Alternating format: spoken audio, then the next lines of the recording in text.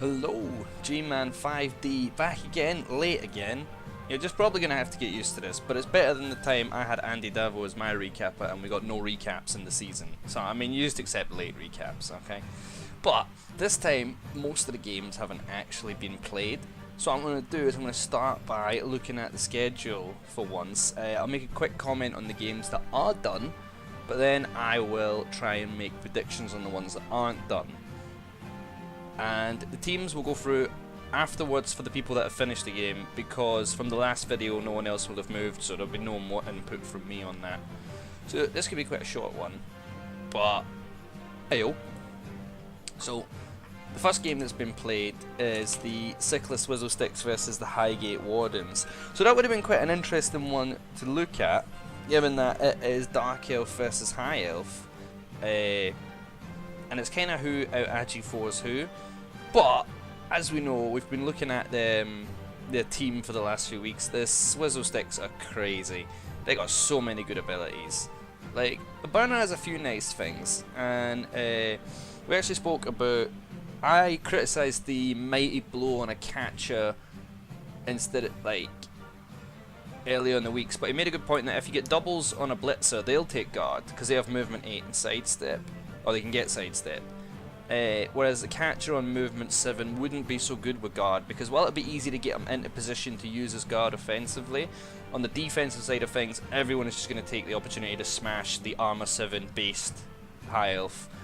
So better use Mighty Blow on him, where you can blitz and run back out to safety, and just pray that guard comes up on a blitzer, which I think is a good idea. And we'll see, did anything crazy seem to happen. And well, the Warden's touchdown must have come in 1 or 2 turns at that point. That's essentially they've picked up, passed, and gone. There's plenty of SPP for everybody. See, there's a touchdown. That's 2 carries, or maybe 2 passes. MVP. MVP here goes to someone that got... This is fantastic, really, for the Elves. Ah, no pickups failed. No passes failed. No... Well, that's a lot of failed catches, though. I'm gonna guess it swung around in a pile of players who were doing 6 or 5 up catches. He had a bribe. That's interesting. So there would have been some fouling as well. And 2 kills though, and 1 kill. So I think when we look at their teams, we're gonna notice some things missing. But all in all, this looks like it would be a pretty good game, but I know I can say this now because we know the score, but I would have predicted the Swizzle Sticks to win it with the skills that their players had. In an Elf v Elf match, I'd always favour the Dark Elves over the High Elves, because they're just a better team. I don't really have an in-depth explanation for that. If you've just played enough Blood Bowl and seen enough of both teams, they're both good, but Dark Elves just have that edge with a higher armour, the bit more block. Witch Elves are just something that these guys don't have. Yeah, they have the catcher, but it's not as good. So, well played from both of them. I love that when the Elves kill each other, that's good for everyone else in the division. What's also been is the Trufelheim Tacklers took on Locos de la Cabeza. It's a rough matchup for Orcs to get undead, because they don't need to run away from you, which Orcs want. Orcs want to be able to just swarm and pile on someone, but those mummies, if they just stand in your way, can actually start hitting you back. And then the ghouls have no problem getting that touchdown in, which I'm just going to assume is what happened. A death each as well, so we'll have a look for the hole in either team. The death on the undead is likely to be a ghoul, which, while it hurts, is completely expected. That's why you're allowed 4 of them, and you should never be attached to a ghoul. Not at all, because they die. They just die. That's what they do. The Orcs, this could be worse. If it's a lineman, that's okay. If he loses a Black Orc, it'd be pretty bad. But there is a Black Orc going to level up, which I said last week was what he needed. He needs block on these ASAP, so there's another one. That's good. See here, Tacklers actually got less than the Orcs, so a loss on paper, but that's good. They're gonna look good. Any crazy dice rolls? Nah. The one casualty was dead. It's pretty mad. That's a lot more 6, 5, and 4s than 1, 2, 3s actually. Tacklers is the same. This was high number game. Everybody's just rolling big. 2 failed regens. That's pretty bad. Actually, no. That's completely par for the course. It's 4 up. I don't know what I'm talking about.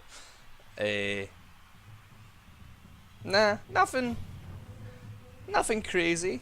Interesting look at the teams. This is another one I think I would have favoured the Tacklers. I know, because I'm already looking at the score, but the Tacklers have won all their games so far. The Star has a great team getting built. Undead are a great team. And Lorcos is coming off a loss and didn't have Black Orc block yet. I think he had it on 2, maybe 1. It might have been the Gorkies that had it on 3. I know he didn't have it on many though. So, yeah, as long as the dice are fairly even, Undead will grind out the win in that scenario just by using the muscle of the mummies. I think he's got guard on some whites, and the ghouls can score because they're fastest thing on the pitch, which seems to be what happened. But SPP wise, it's been a good play, and he's going to get block on that Black Orc, so really not so bad for Lorcos. And the last one we've seen is No Blitzing with Wolf versus the Barbecue Brawlers. Now the Barbecue Brawlers are not having a good time, and Banfok, who we've been speaking to, is not having a good time.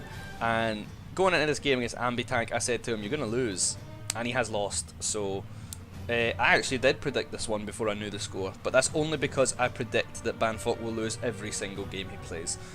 A death on the Undead team, Necro team, which again I hope was a ghoul. I just love seeing those things die.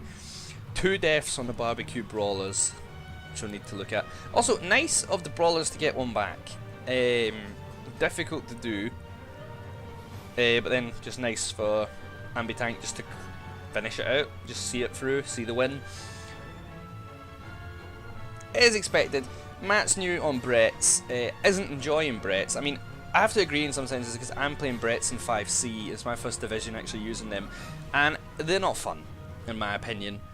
Sorry, all the big Brett's fans out there. I know there's other Brett's in this division, and maybe you found, you know, how it works for you. But man, I always just wish I was playing something else.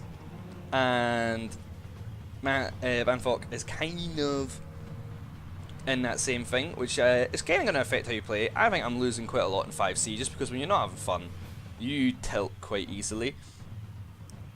So I'm just going to keep predicting that he's going to lose based off that. Well done to Ambitank. SPP wise, MVP on a peasant, always bad. That's great on there. In fact, Mr. Hugs is that, yeah, so he gets 7. So basically well on his way to his next level up from that. Touchdown here, touchdown there, should be the ghouls. Aldar or Fluffy, I'll see if either one's missing, because they might have been the one that died. I just gotta hope that those are both blitzers for Bantok. And lots of normal numbers in here. Don't see anything crazy.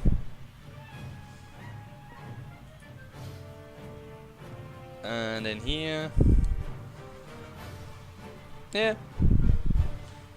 No, it looks like that's a lot of failed dodges actually. That's pretty bad. That probably. Oh, that's 34 ones. What am I saying? Nothing weird happened. 34 ones. I can only hope that most of them were wasted on armor rolls. Jesus Christ. But it looks like they were used on dodges. Or on going for it. 2 failed go for it out of 7 is pretty bad. Not ridiculous. Those dodges are brutal. Because there'll be 3 ups for the Brits.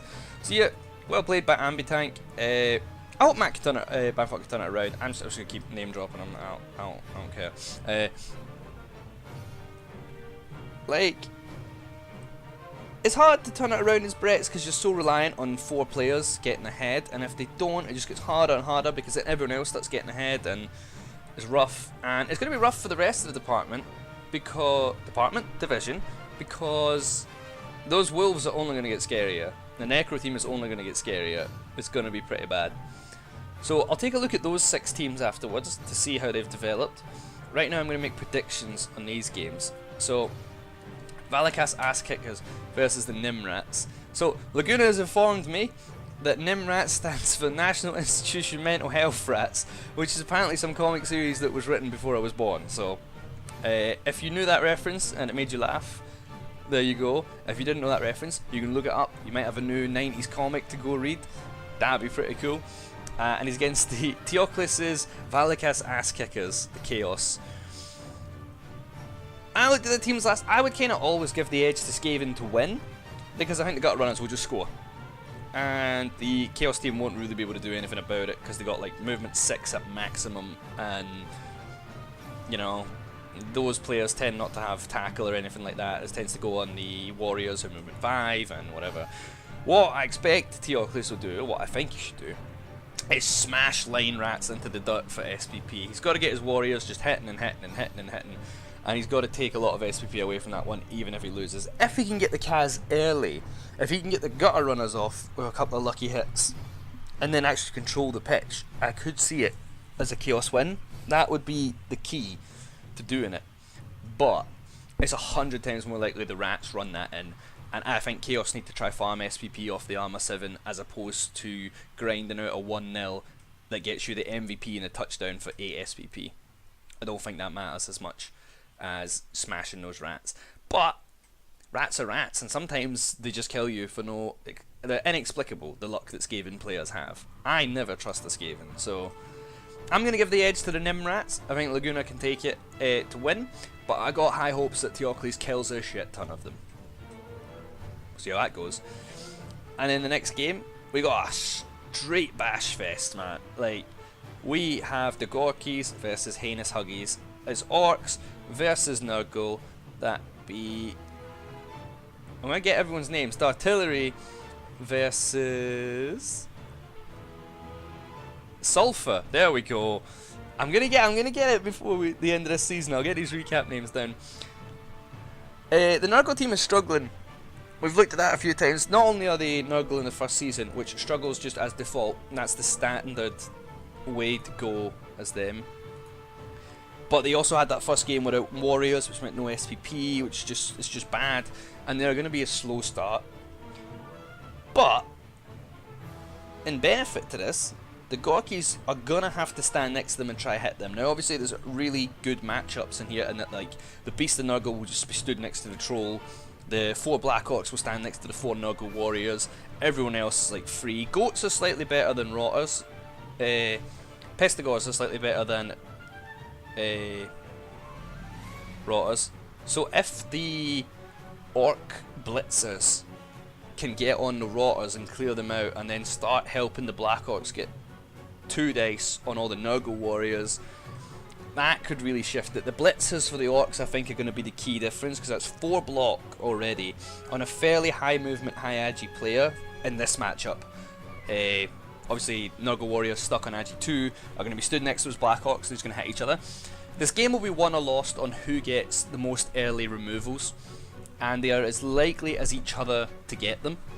But because the Orcs have a few more skills, and because the Nurgle don't have anything equivalent to the Blitzer, I'm gonna tick it like 1-0 Gorkies. I think it'll go that way. I think the Nurgle offense will stall and not get in, and the Orcs should be able to push theirs through at least once, as a prediction. But all Sulfur needs to do is kill, not even kill, KO, surf, whatever, get 2 or 3 Orcs off fairly quickly, use player advantage, easily get a touchdown that way. But it's all Armour 9, except from Rotters and Pestigors even. Like, it's more likely that Nurgle loses numbers than Orcs, so giving the edge to the Orcs, but a very, very tight game. Would not be surprised to see it go either way or even a draw. Next up, the Althoff Black Widows versus Adel Okpobel. So Adel is Niklas Svensson's Bretts, and Althoff Black Widows are the other Dark Elf team by Canis Lupus. The Dark Elves I'm going to give it to. There's 2 main reasons. One is that I'm playing Bretts and I don't like them. And so I will go against all Brett teams at all times. Sorry Nicholas, that's just how it's going to be. Secondly, while not as souped up and strong as the Sickla Swizzle Sticks, I have looked at the Althoff Black Widows in the previous videos as well, and they have really good skills to start with, and they're Dark Elves. In a straight up matchup of Dark Elves versus Bretonnians, I'd always favour Dark Elves. They're just a better team. I feel like the Bretonnian Blitzer, for a start, Dauntless is useless because there's nothing above Strength 3, so that skill's gone. Catch, I mean, if you can dodge through, I mean, it'll be good. And then all they have is block after that. and the other stats are 7, 3, 3, 8. The Dark Elves start with 4 players that are 7, 3, 4, 8 and have block. They don't have Dauntless and Catch, but there's a pointless skills when you catch on a 2-up with team rerolls, and there's nothing too Dauntless. So straight up, Dark Elf Blitzer is better than a Bretonnian Blitzer. And then as you go down the positionals, it just gets worse for the Bretonnians. A Dark Elf lineman completely outclasses a Bretonnian peasant.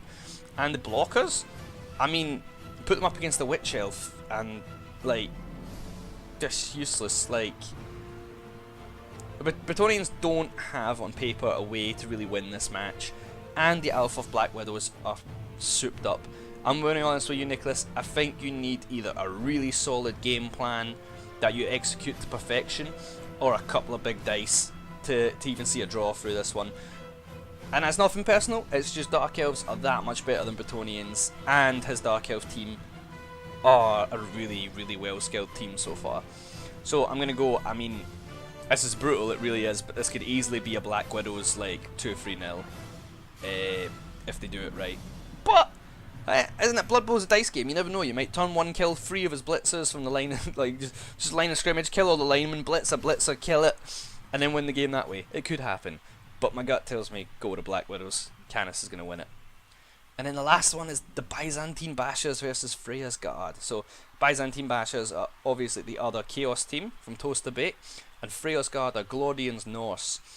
Now, it's an interesting one, because the Bashers were fairly well developed. They had block on quite a lot of Chaos Warriors, a few other interesting skills, but Freya's Guard are Norse, which is a huge issue for Chaos because every player has block. And you know, what you struggle with Chaos at the start is that you get all these 2 dice blocks, but you don't have block or tackle, so most of them don't matter.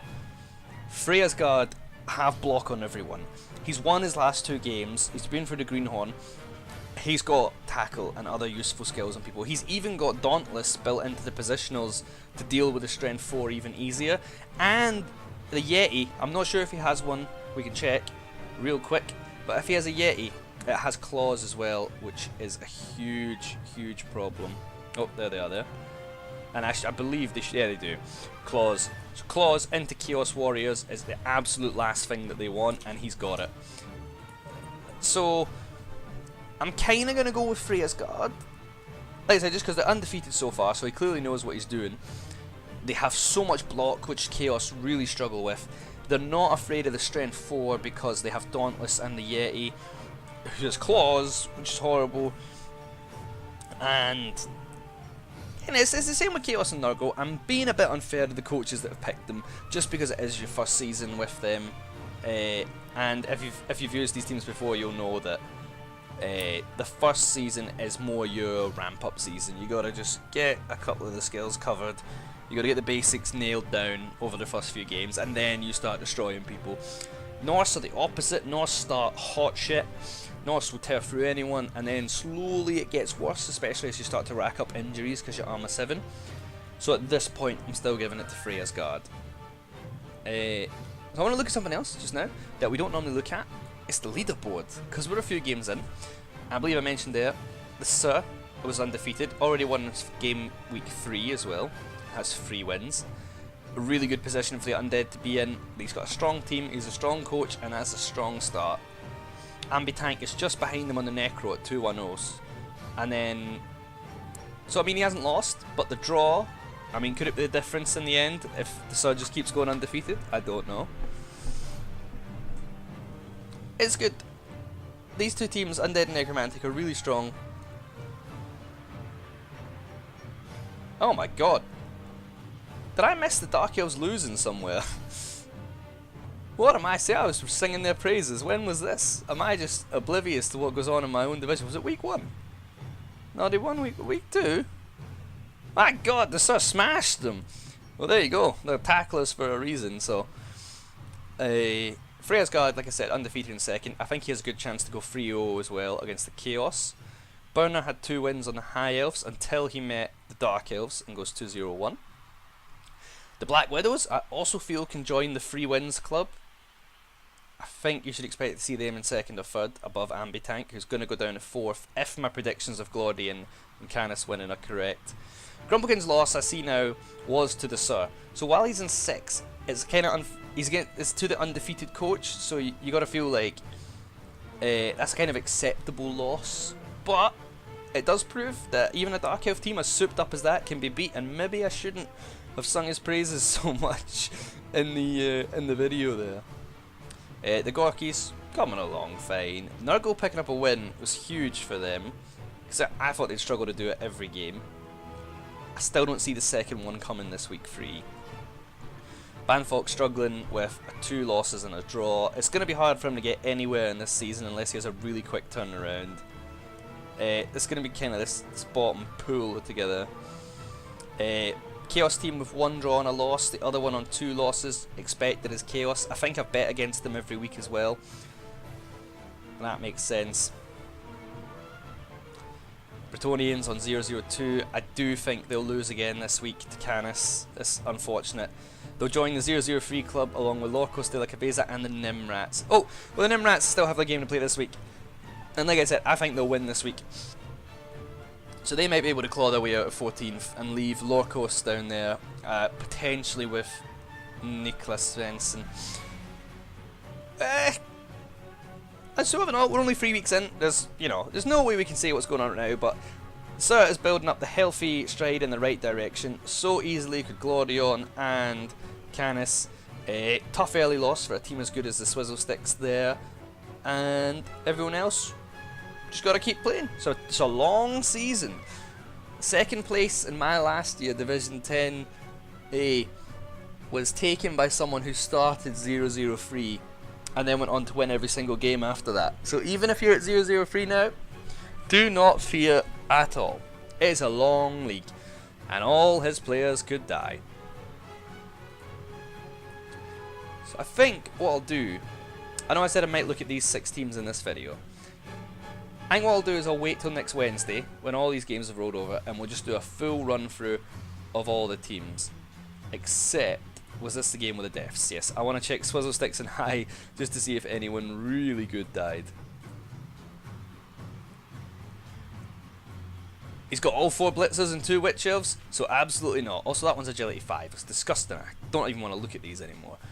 And where are the high elves? We'll look and see if anything happened there. So it seems to be a lineman that died, and he's still got his catchers and his blitzers and his thrower. It might have been a 3rd catcher. It's more likely it was lineman. Oh well. No high quality elves died yet today. So that's your week 2.5 recap, just to make up for the fact that I didn't quite do 2 correctly. And then on Wednesday, we'll do the full recap of week 3, go through the teams, and predict week 4. So, thanks for that. Enjoy your week, guys.